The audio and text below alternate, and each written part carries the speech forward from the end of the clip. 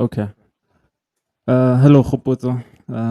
Thank you for joining us today on our podcast, so we can talk a bit about your journey with us. Yeah, I want to get you to firstly introduce yourself to someone who might tune into this, so that they can know a bit more about Kgopotso and who she is, where she's from, and then I'll go into some of the questions that I have for you. Alrighty. Hi, Tao. Thank you for having me. Mm. Kgopotso. Kgopotso is a 24. I don't like saying I'm 24 because I'm 25 in December. So, Kgopotso is a 25-year-old in December girl who currently stays in Bloemfontein. I was born and raised in Middelburg in Mpumalanga. Yeah, and then after matric, I moved to Joburg, did a year and a half of BCom law at UJ. Then I moved into the aviation industry because I couldn't fund my own fees for varsity, so I had to make an alternative plan. So I moved into the aviation industry, moved to Cape Town, lived in Cape Town for about 3.5 years, and now I'm in Bloemfontein. That's basically just my general background. Okay. Oh, so you and D have aviation as a common one Denominator, alinear. yes. Yes. Okay. So we met there. I met her in Cape Town, and we became quite good friends, and we still are. Okay. That's dope. All right. Yeah, so I invited you here today for us to talk a bit about your journey with training and trying to achieve your goal, right? Okay. So I want to hear a bit about what your experience has been like. Firstly, how long have you been training? It doesn't have to be the amount of time you've been training with us specifically, but training in hmm general. Yeah, how long have you been training? Um, I have been training yo since 2018. Mhm. Since 2018. So when the year started, 2018, I decided that no, I'm not happy with my weight. I am going to pull out all the stops. And I did that, and I lost close to 30 kilograms. And then 2019 happened. I fell into what I like to call the greatest depression of my life. So I gained all of the weight that I had lost back Mhm. and then some. 2020 hit. I thought, okay, maybe let me try. I did for a bit in the beginning, then I stopped. Then in winter, started again, decided that, okay, I'm taking my life back. Worked out, lost 15 kilograms, and then I had to move from Cape Town to Bloem. So everything just went downhill again. So yeah, I've been on a roller coaster of training, of yo-yo diets since 2018 now. Uh, and what for you has been like the biggest nkareng, lesson you've learned in this yo-yo process? The biggest lesson, number one, I think, and it's something that it sounds cliche, but it's really underrated. Patience. Being patient with yourself. Understanding that just because you've lost 10 kilograms in 2 months before doesn't mean that this time around it might just happen the same way. Especially because life actually really happens and we take for granted how much the things that happen around us, affect what we eat, affect how we even train, and just affect our general mindset. So, the one thing that I've really learned is to be patient with myself and to understand that weight loss is not the goal, but being in sync with myself, with my body while I work out, and outside of that, being in sync with what I eat, being cognizant of all of that is that goal, is the ultimate goal, as opposed to just me just wanting to lose weight. I love that you Yeah. say that because many people are fixated on the physical appearance as opposed to just being healthy in general, right? hmm because our body types are ditshwane vele. We're not all going to be super slender, slim, and you know. And Yeah. yeah, I love that you say that because I think a lot of people put themselves under so much pressure to shed weight and be something that is not necessarily something that they can be. Right? You find that you find that especially for women, women have this battle with appearance and just finding themselves extremely pressured to look a particular way. 100%. And I think more than anything, outside of just like a self-inflicted pressure, it definitely also is a societal pressure. We cannot take away from the fact that society has the perfect body type in place where you see it everywhere. You see it at the mall, you see it on social media, you see it even in workspaces, where Mhm. more slender, better shaped women are more appreciated, are more looked at and looked after. So I think, if anything, it it boils down to you in the mirror having a conversation with yourself, and it's not even a one-time conversation. I mean, I'm a person that used to have, and I think I still do to a certain extent, body dysmorphia. So I never think I look the way I look. It's always a shock, like if I have to buy a new dress or new jeans. And this is like a true story. I haven't bought clothing in so long because I'm always just like, so I'm gonna buy a big size. Like, I don't understand. I don't. Am I? You think to yourself, yo, I need to buy size 44 jeans, and it's like size 44. Like, that doesn't make sense to me. But it's the reality of my body. So it's in having conversations with myself where I'm just like, okay, Kgopotso, you're working out Monday to Friday. You are on a calorie deficit. You are watching what you eat. You are being conscious and cognizant. But at the same time, you cannot think that after 1 week, you're suddenly going to fit in size 34 or 36. It's Mhm. unrealistic. It's not how it works. So it's okay. Let's breathe it out. Do what you can do today. Sleep tomorrow will sort itself out. Oh, so the term is body dysmorphia. Oh, network. Hold on.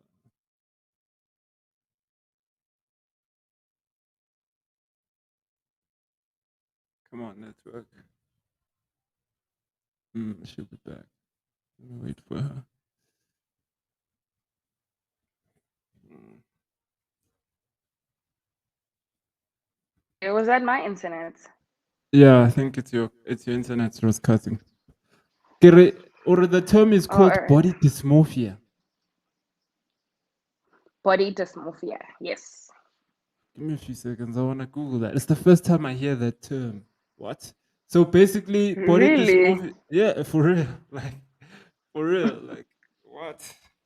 So that's like a psychological condition. Body It dysmorphia is. mean? Yes, it's a disorder. I see here, get disorder. Crazy. What? Ish. I wanna this society and its pressure on people because now, let me see. Okay, let me just add the screen here. Share screen. Uh, right here. Sure. Okay. I don't know if you can see that. I Body, can. dys- body dysmorphia is a mental health disorder in which you can't stop thinking about one or more perceived defects or flaws. Shit. Let me open this. Okay. So so you find that a lot of people deal with this as an issue. Body dysmorphia disorder is a mental health disorder in which you can't stop thinking about one or more perceived defects or flaws in your appearance. A flaw that appears minor or can't be seen by others, but you may feel so embarrassed, ashamed, and anxious that you may avoid many social situations. Crazy. What? Okay. And Shit.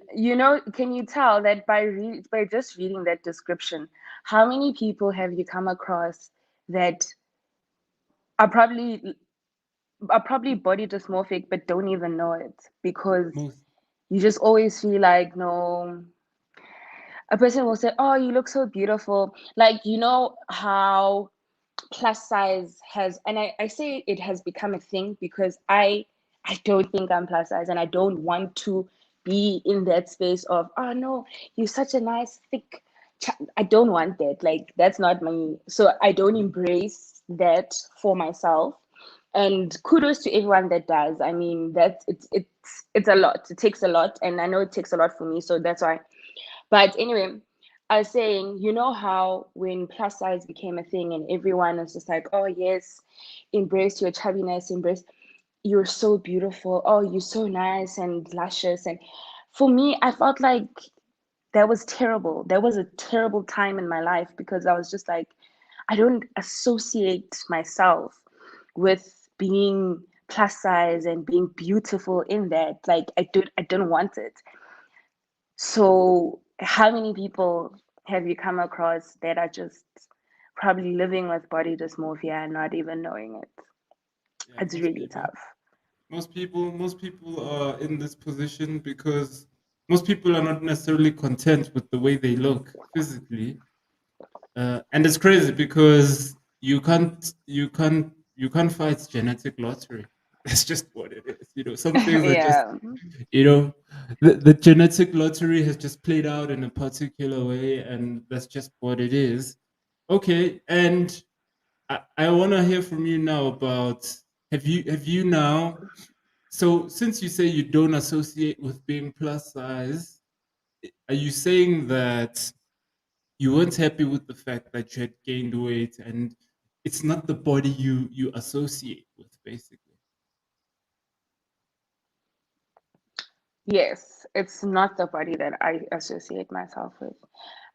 Especially because I'm a apple-shaped person, so I'm round. So if my face is round, my arms are round, my upper body is just round, I'm just round, and I don't like that, you know. Mhm. And I think for me, I don't necessarily want to be in a space where I am super small, but I do have a certain, I'll call it a certain look in my head where I'm just like, okay, my body needs to be this way for me to sort of be able to even just maintain it. I just don't like being round. Like, I feel like I can't be cute forever. Like, I can't be, oh, she's so cute forever. Like, especially Uh-huh. because, can I tell you, I walk, people normally ask me, hey, how old are you? And I'm just like, I'm always like, how old do I look? I look 21. And I mean, it's great. I look young, but like, to which extent, like, at which point do I start looking my actual age, you know? Uh, And sometimes I just feel like, because I'm just so round and cute and chubby, it's like it just takes away from even just my voice, you know, just being able to stand up for myself in a crowd and be able to be heard and to be spoken to and listened to, you know. I feel like my weight contributes to my life a whole lot, like a whole lot. So for me, I have what I think would be me at my best, you know, even with just performance wise, like in terms of being able to run, being able to work out, being able to function and do stuff, you know.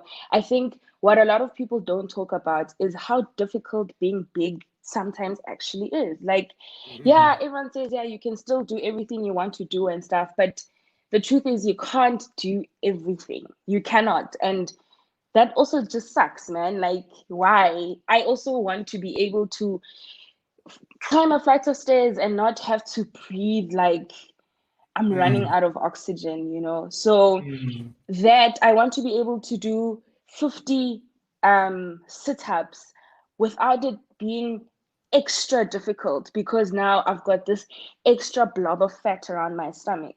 And I Yeah, mean, it's a reality, it's a real thing. And yes, get core strength, yes, with time, but I feel like we also need to talk about the realities of just being a big body person. It's just not as easy as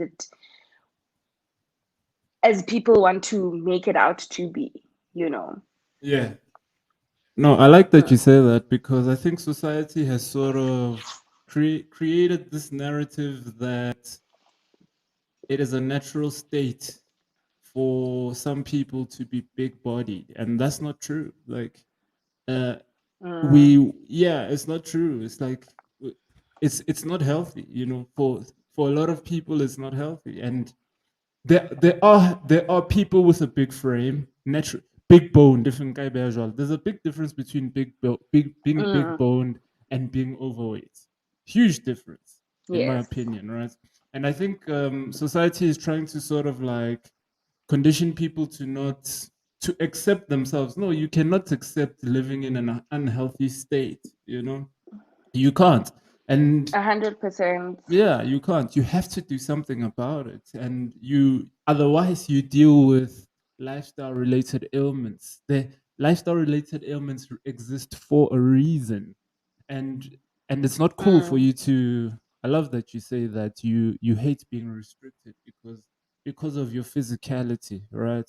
Not to say smaller people don't have restrictions. Le bona di teng di-restrictions tse ba nang they le tsona. do, yeah. Yeah, so it's about striking the balance in terms of what works for you. I like to look at sportsmen as an example, because if you look at sportsmen, they always tweak their bodies to be in perfect condition for the respective sports they're in.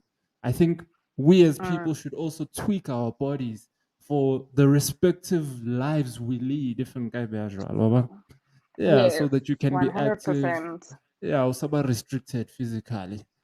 I want to hear from you about diet. I want us to talk a bit about diet, because as you know, it's 80% diet, 20% training.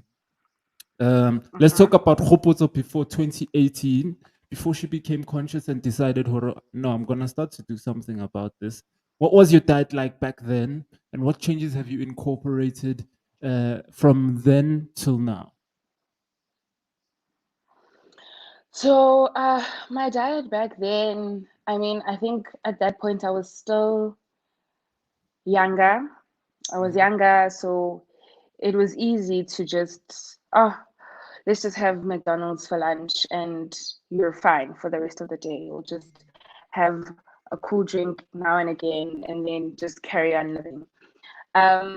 Then, when I joined the aviation sector, which was in 2016, they put us in a program where they provide all your meals for you. So Mhm. in providing all your meals, I knew that breakfast, lunch, and supper was sorted. But it was always, it's like res food. It's greasy. It's yeah, they try and put in a vegetable here and there, but it's not really sustainable. So I think that's when I started gaining quite a bit. Moved to Cape Town. I was now living on my own, living my best life. So I ate everything and anything under the sun. I lived with my sister, who was a health freak then. So there'd always be water, vegetables, on the plates every now and again. But it wasn't, I don't think I was very conscious or cognizant of what I was eating. I'd eat whatever I want to eat at whichever point. So then, and obviously now alcohol too. Drinking causes a lot. When you know what, guys, like when you drink, you just eat and it doesn't matter. And over time, then you start seeing the results of that. So then that's when I realized that no, this can't be it. And my turning point then was my friends and I went hiking. So we went up Lion's Head. I struggled throughout that whole trip. First of all, I struggled with the heights because I'm scared of heights. I struggled with just climbing, with just walking.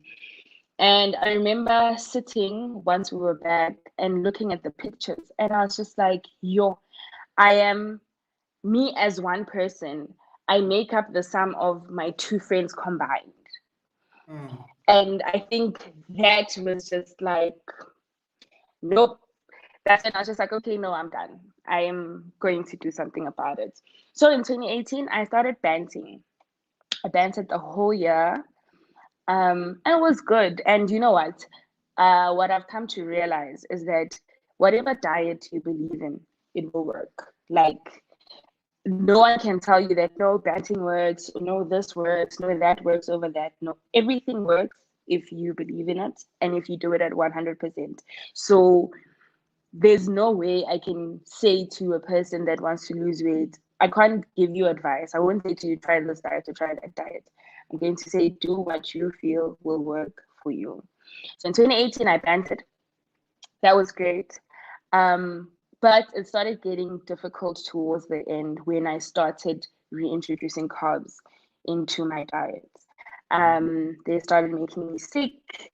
Like it just started being like harder. Like I couldn't enjoy a pizza that wasn't gluten free, cauliflower based. And at some point, those things are get tiring. Number one. Number two, expensive. And thirdly, like bread is nice, you know. So it got to a point where I was just like, okay, this might just not be sustainable. In 2019, I did nothing, so I just went back to my old habits and I just did everything, and it showed. In 2020, I tried. I started on Herbalife. I started on Herbalife especially because I wanted the meal replacement. Um, and a friend of mine was in it, and I was just like, oh, let me try it out. It worked, you know, and I think that specific journey with Herbalife taught me Network.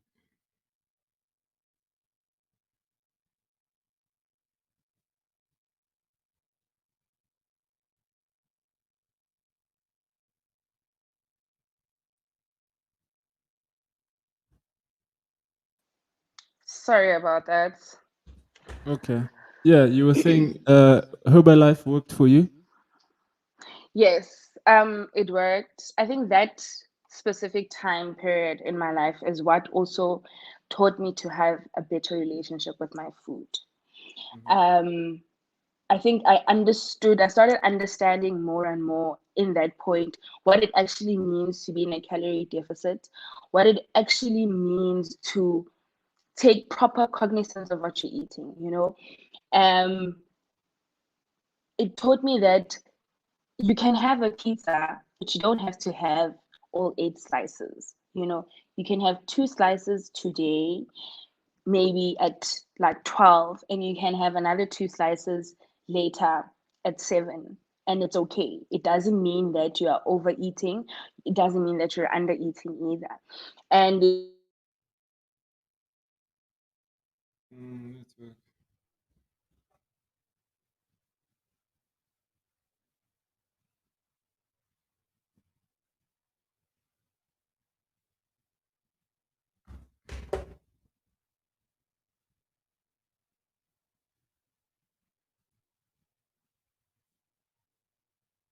Body dysmorphic disorder.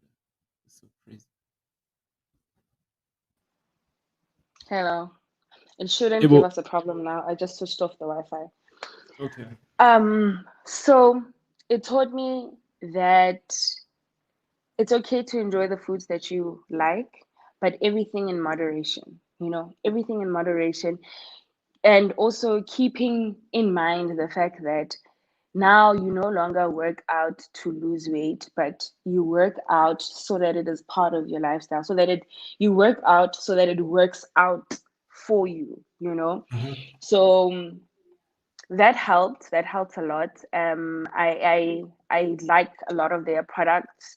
Yes, they are a bit expensive, and you know the marketing is a bit intense.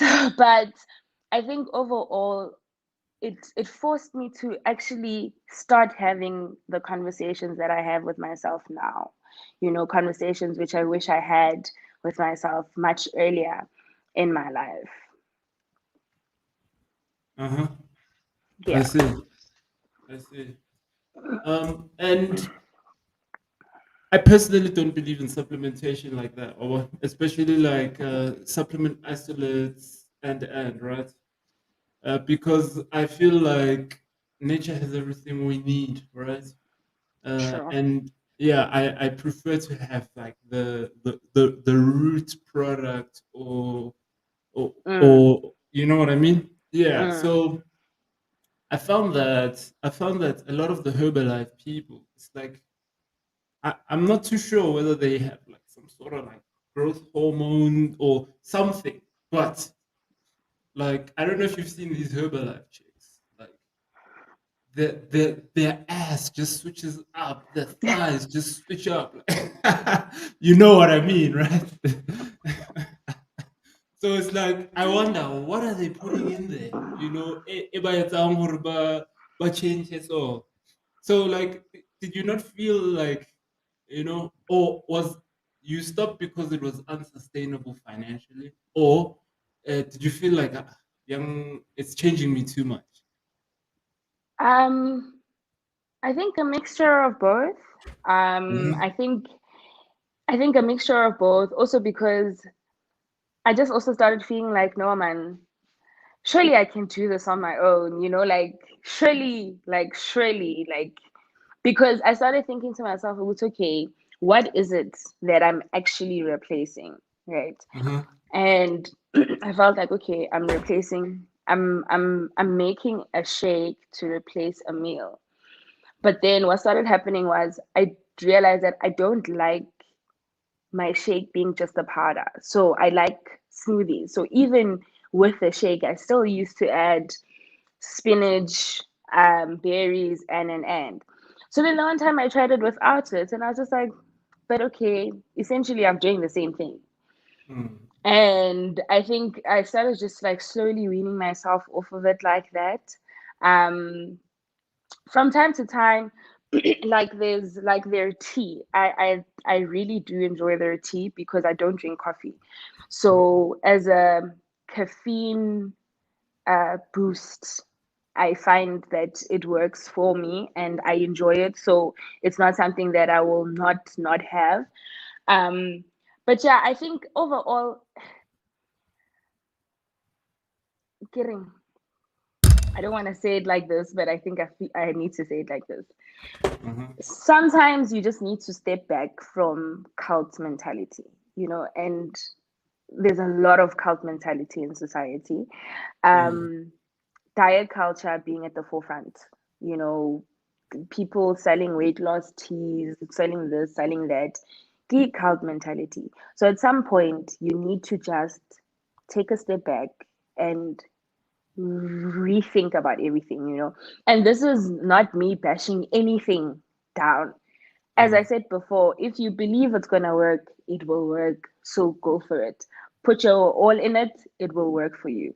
But at some point, take a step back and just reanalyze, you know, reanalyze and just think for yourself. What is best for me right now in my life? mm. Nobody can ever shame you for that. No one can ever shame you for that. Exactly. Exactly. Hmm. And also I think it's more sustainable when you're not trapped within cult rhetoric, like you're saying. And Mm, yeah, you're aligning specifically with you because we're not all the same as people. So I think at the core, this is the message I am trying to drive across with our community, and try to be as relatable as possible because I found that the health and wellness space is full of a lot of gimmicks, right? And it's mm, full of a lot of things that are not sustainable for us as Botswabas. mm, Because there are certain things that if we go to that room, but by it's any Herbalife meal replacement, let's say it's in a black household, for example, by it's any by it's any mm, ba ka se kwanele that. Ba tlo nyaka mm. dilo tse tlo bang sustainable for them, both financially and also from a perspective ya hore these are things that we are used to, right? Yeah. And I think at the core, this is why we need to return back to the things we were doing back in the day, the way our ancestors were leading life. For one, because if you look at bonkgono le bontatemogolo in the rural areas, they live long periods because of the way they live, right? Mm, Baja organic, baja sustainably so. Ha ba je tse ngata tse. It's only now where obviously urbanization is making its way into the rural areas and go na le bo Debonaires and obviously unfortunately the food technologists have engineered that food such that the moment you consume it, you become addicted to it. You know, Addicted they, to it. Yeah. yeah, like it really like hits your dopamine receptors on a very high level. So I think if we went back to some of our old ways, go jewa merogo, go jewa, mabele, like, Mm. yes, eating at the core, like the things that we can eat, It's yeah. and if you've seen, like, you see, like, if you follow West Africans, I like West African cuisine. Well, like other African countries that aren't quite as urbanized as South As we are. Africa. Yes.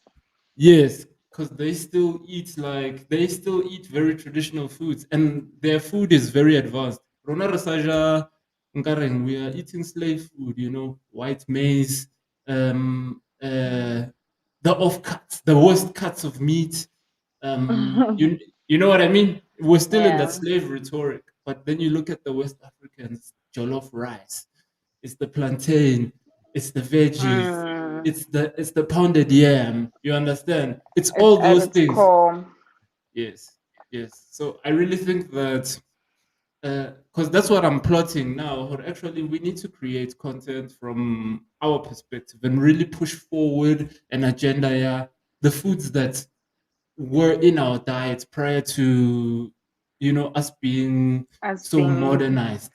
yes. Yes, I think modernization has come at the detriment of our health to an extent. And A like you're hundred saying percent. now, like you're saying now, we're looking for the shortcuts with the weight loss, what, and all we need to do is just go back to our ways, of eating, Yeah.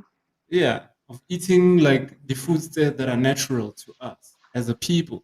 So tell me, a lot of people, Babuaka, how how barang some diseases are hereditary and they run within the family, and with diabetes, and do you have those sort of issues within your family? Like, do you find that, are you stressed by that sort of thing where it's like, ish, you know I need to grab a hold of my health because ka tlung go na le a line of people who have ABC.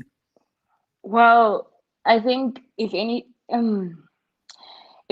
I don't necessarily believe that some illnesses are hereditary. You know, I mean, my mom has high blood pressure. My grandmother also had high blood pressure.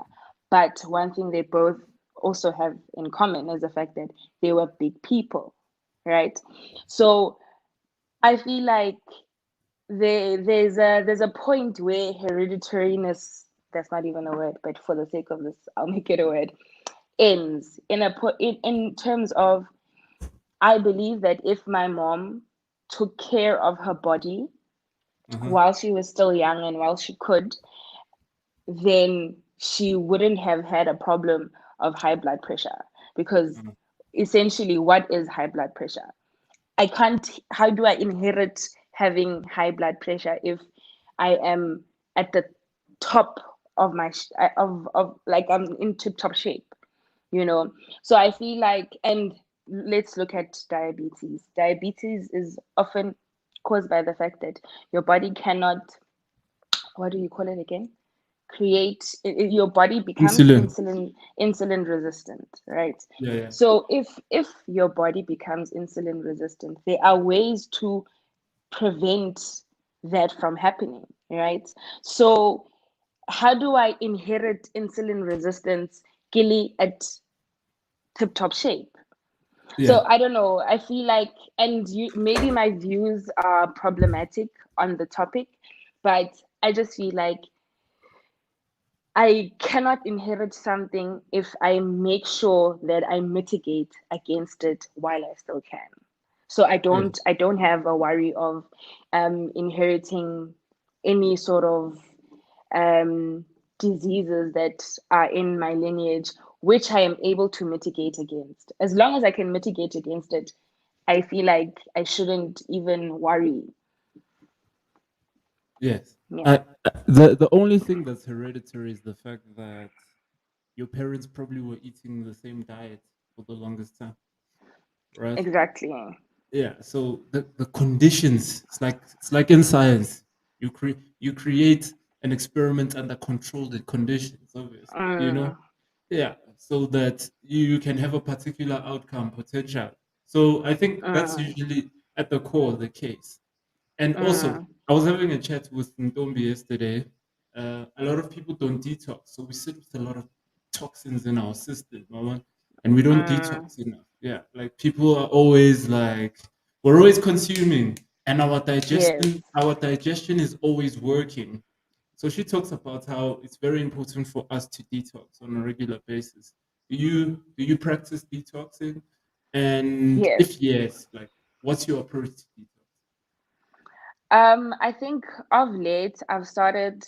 So I used to do a detox like maybe once a month, right? But Uh-huh. lately I've tried to sort of incorporate it like every week. So Mondays are normally my detox days where I'll only eat after 12. So I detox through intermittent fasting and green tea. Mhm. Lots and lots and lots of green tea and lots of warm water. I regularly have warm water on a daily because I can't necessarily stomach cold water. It's the weirdest thing, but yeah. Yeah. So I go into an intermittent fast where I only eat after 12, and eating after 12 means I'm also just having a green smoothie. So having everything that's sort of raw and that's just going to flush out my system and get my metabolism working again. Okay. No, that's a good approach. Fasting is probably the best way for us to detox possible because the body goes into that other state where it can now focus in its efforts on extracting toxins because the body prioritizes functions based off um, what the condition of the body in that time, right? So Mm, yeah, if it takes 8 hours for us to digest food and we have 3 meals a day, 8, 16, 24, it means that in essence, the whole body's process is focused on digestion as opposed to any other process, right? That's mm, why that's why even like if you overeat, you get barking the itis. If you mm. over yeah, the body now realizes that actually we need to shut down because all the focus needs to go towards digesting this food now. Or what? Yeah. Yeah, yeah. So fasting is a great way to actually like detox the system. And there are people who fast for long. I don't know if you know Dr. Sebi. Dr. Sebi, he's from Honduras. He was like Mm-hmm. he's basically like a natural health expert. Wawa. So he basically promotes what he refers to as an alkaline diet. Wawa. So he's got like a whole list of foods that fall within the alkaline spectrum and foods that are acidic, so foods that are acid forming in the body. He'll tell you how to avoid all those foods and consume foods that are alkaline, right? And Mm. he basically cured left eye. I don't know if you know left eye. I think she's from TLC. The TLC, yes, TLC, the R&B group The from America. R&B group. Yeah, so she used to have alcohol. She used to suffer from alcoholism. Nah? I think she was Mm-hmm. addicted to alcohol. Yeah. So obviously, when alcohol has you like that, like where you have like severe withdrawal symptoms if you don't have like an alcoholic beverage. So he basically put her on a 90-day fast, liquid fast. And Mm-hmm. after that, she basically bounced back. He's even cured people from HIV. He's cured more than 13 people from HIV. The FDA took him to court, won the cases. He won the cases against the FDA. But he's practicing illegally. Bantu ba re eng. I don't know. This thing can be cured. You just need to promote an alkaline environment because Mm. disease cannot exist in an alkaline In an environment. alkaline environment. Yeah, yeah. So Dr. Sebi Vele na and wa bua hore he talks about how Vele this knowledge is native to us as Africans. And Mm. yeah, so where I'm going with this is actually I want to find out from you what are your views on herbal medicine, traditional medicine versus Western medicine? Nam, we have been put on this earth, and I feel like the earth provides. So I 100% do advocate for natural medicines, herbal medicines Uh-huh. over Western medication. It's just, it's so difficult, and I say difficult because of how the world is set up.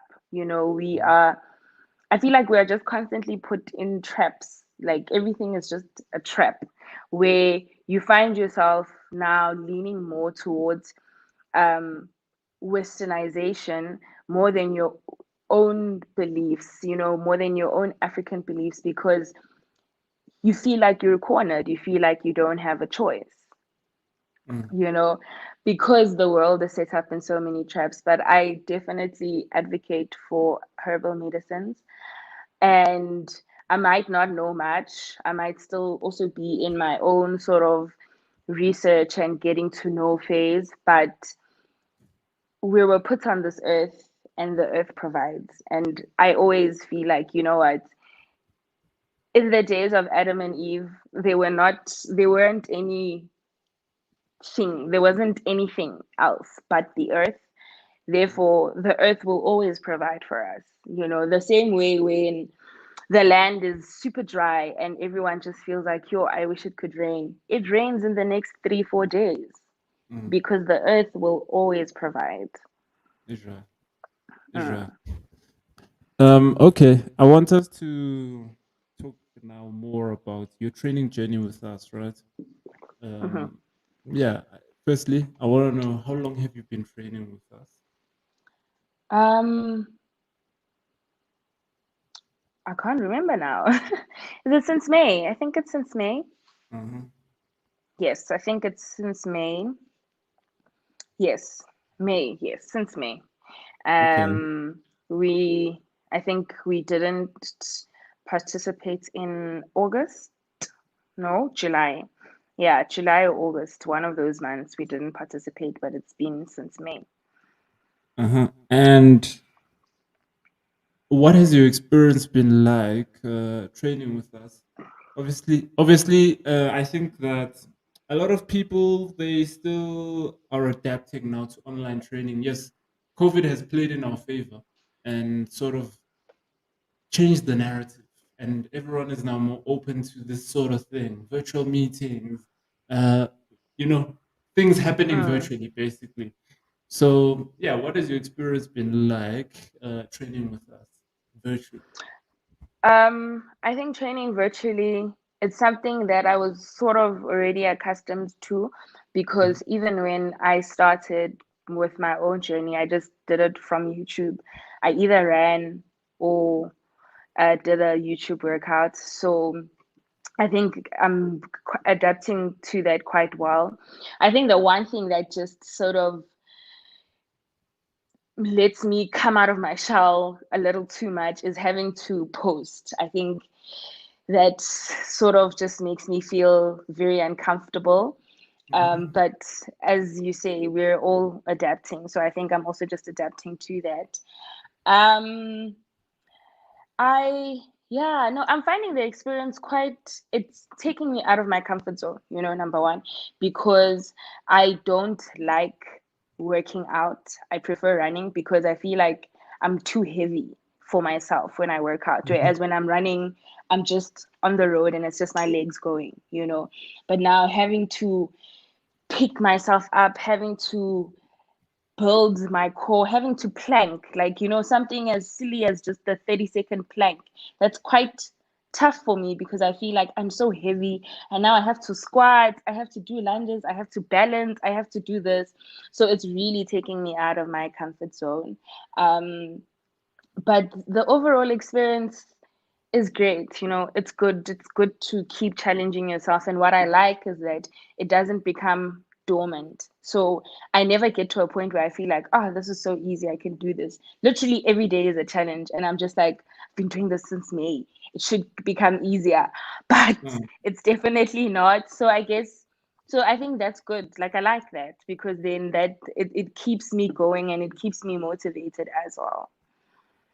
And I like that you say that you have to come out your shell, and I like that you, even though you're uncomfortable, you don't shy away from documenting yourself and sharing. Right, that's so important because one you have like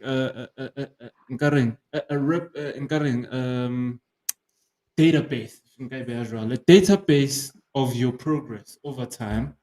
Two, there are other women like you out there who are basically doubting themselves because of the way they look physically to start training. A lot of people buy Amy and they feel like, I can't do anything because they look at their bodies and they're like, you know what I mean?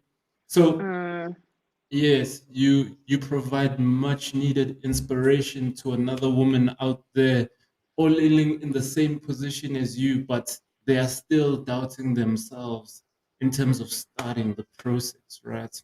So I really appreciate that you, even though you're not comfortable, you go out your way and you document yourself, right? And do you watch yourself and you see your progress over time when you look at your video? I was actually doing that the other day, Uh and I was huh. just like, wow, actually. And I mean, even just having that conversation with you regarding me buying um, a kettlebell because my weights are no longer providing what they need to provide for me. I Uh huh. realize that they actually feel so light now. Like they feel so much light, and they 3 kilograms. And when I first started, I felt like, yo, now I have to lunge and I have to push this thing up. Like this thing is heavy. What am I going to do? But now I'm just like, okay, actually, look at us.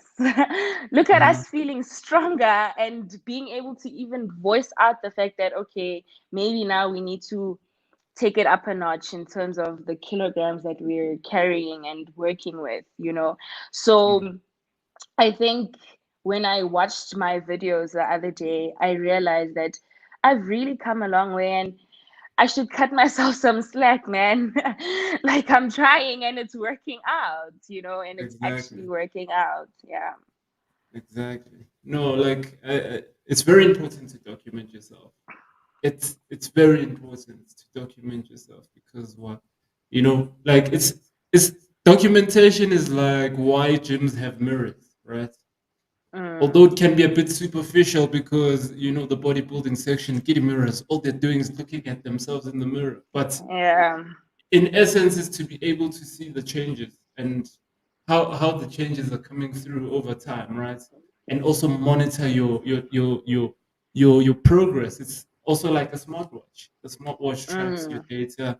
It gives you workout information. Or okay, this got this workout. Keep performing less so less so less so less so less so. So yeah, like I like that you're having like Nkaren, those sort of moments with yourself because I think it's super important to reflect and be like, I'm actually doing well, because sometimes we pressure mm, ourselves to, yeah.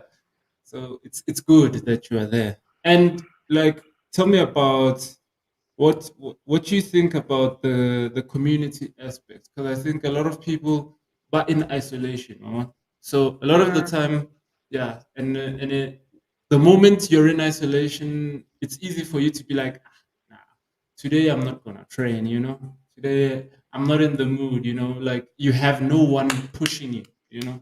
So do you feel like the community gives you that even on days where you feel like, nah, I'm not gonna get it, and you see what's happening in the community and it gives you a boost, or let me get it. Yes, it definitely does. If anything, I think the it gives like pressure, like it's a positive and a good pressure where I'll sit and I'll just lay on my bed and just be on WhatsApp and whatever.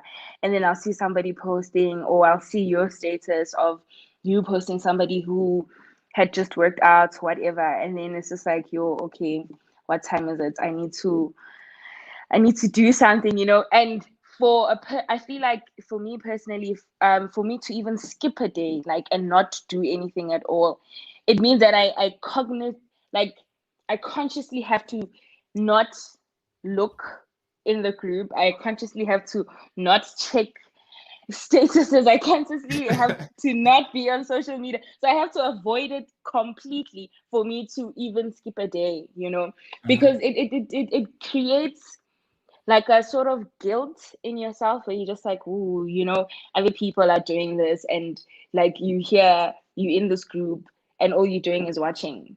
You can't just watch, girl.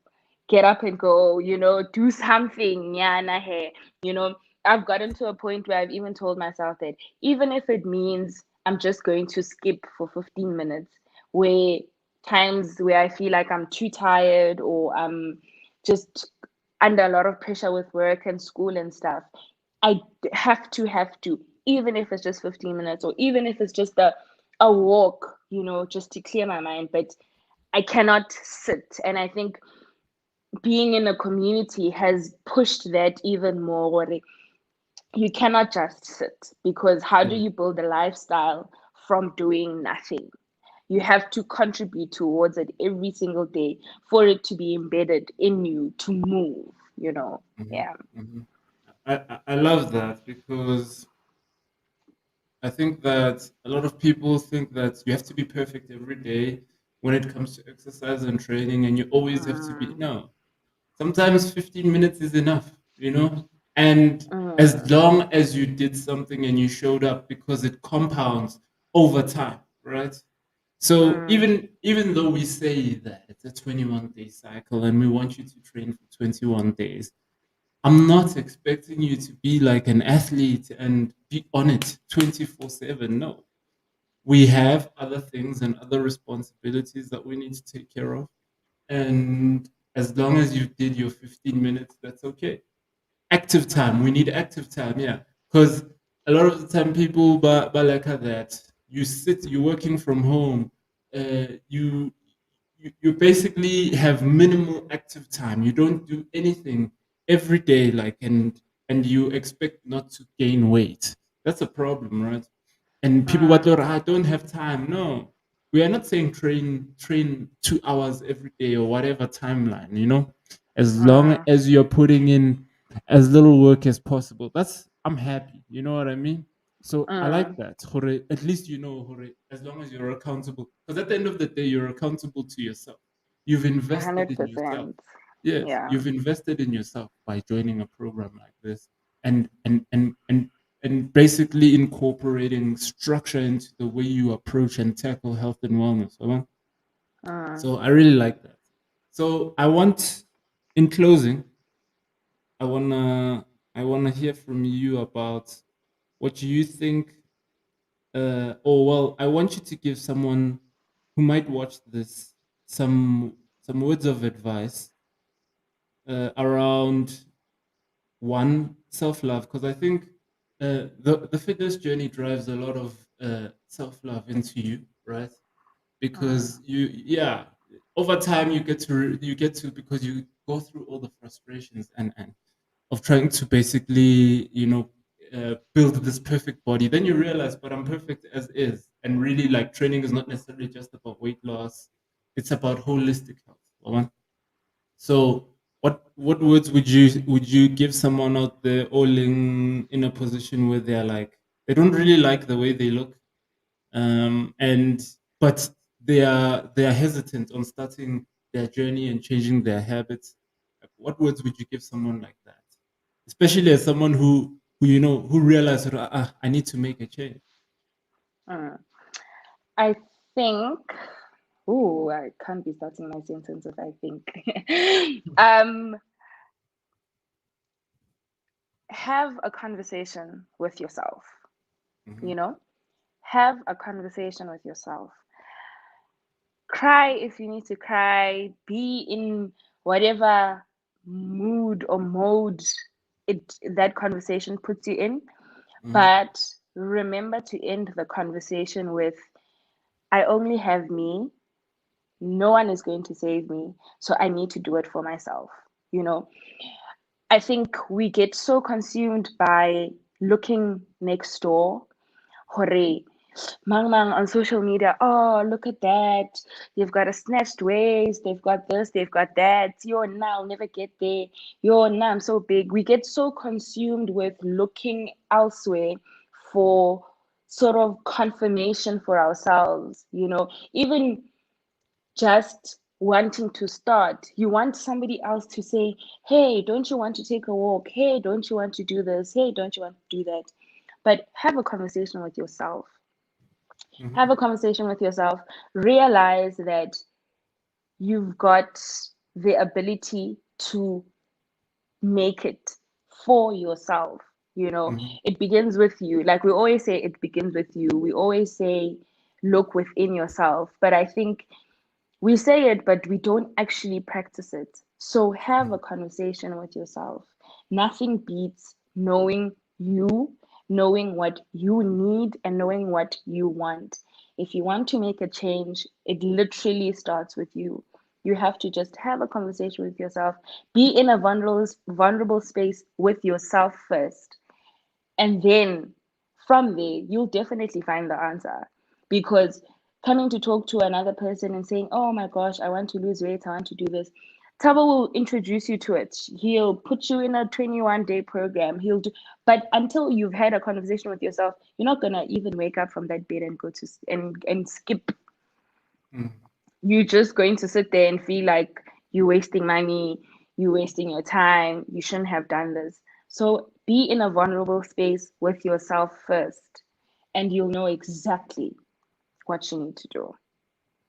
And it Okay. won't be perfect all the time, but you'll always be able to go back to the conversation that you had with yourself. Yeah. Yeah. I think you've summed it up perfectly. Always be in the right mind state when you start a journey like this. You have to want it yourself. Yeah, because I Mm. think a lot of the time people project outwardly. Where I've, as a trainer, I see that a lot. No, but you need to keep me accountable. No, you need to be accountable. I'm just a Mm. resource. Yes, I'm just a resource for you. Really, it's like a car. You drive the car. The car doesn't drive you. You know what I mean? Yes, Yeah. 100%. Because also, what happens is, you start and you're excited and it's great. Yeah. But as time goes on, that excitement ends. Motivation ends. You just feel like, and that's when the discipline now kicks in, and that's when the conversation that you had with yourself comes back to say that, okay, Kgopotso, if you're just going to sleep for 5 days straight and eat whatever you want to eat and not drink any water and not have any greens and not move, what's going to happen? Like, what's going to happen? What was the whole point? But Mhm. now, having had a conversation with yourself, you will realize that even in the moments where it feels like it's such a mission, it's the most difficult thing you can ever do, putting aside that 30 minutes and just doing the workout changes you. It changes you, gets you out of the mindset of feeling like you are trapped within yourself. And I think also I speak about it from such a deep point because it working out and moving has gotten me out of so many situations that I've even built in my mind. And I think I'm always one to advocate for, if you're feeling stressed, if you're feeling anxious, just go for a run or just skip, but move your body so that you can clear your mind. Mhm. The best way to declutter your mind is to just Move. let your body move. Mhm. Mhm. No, I think we can close it off right there. I really appreciate you coming through for us to have this conversation. Yeah, I really appreciate your input. Wawan. Very relatable input. Yeah, Katshepa hore we'll continue basically pushing forward together towards a point where you can achieve your goal, and really re thuse hore o fall in love with fitness and training and just being more in love with yourself. there's no bigger service you do to yourself and your health than the one you're doing right now, where at least 3 to 4 times a week you pay homage to your system by getting Mm, active. You know what I mean? Yeah, a this is the hundred biggest percent. form. This is one of the biggest forms of self love out there. So One people don't hundred realize percent. it's not One torture. hundred percent. It's self It's love. really not. It is. Thank you so much for having me, and thank you for this conversation. Okay, great. Please stay on the line All right. before I cut. Now I'm gonna cut the live, but please stay on the line now. Okay.